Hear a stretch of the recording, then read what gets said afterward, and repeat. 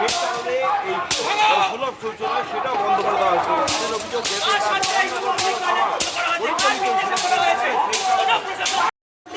বন্ধ করে রাখা হয়েছে। আমরা জানতে চাই কার নির্দেশে এই পাবলিক টয়লেট বন্ধ করা হয়েছে।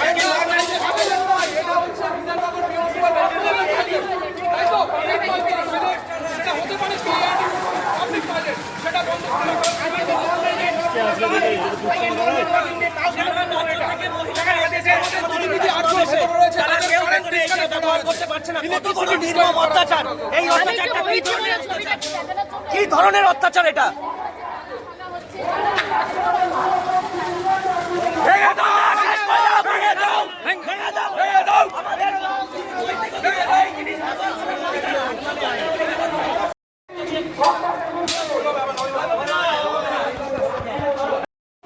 এবার তারা ব্যবহার করছে, ঠিক আছে?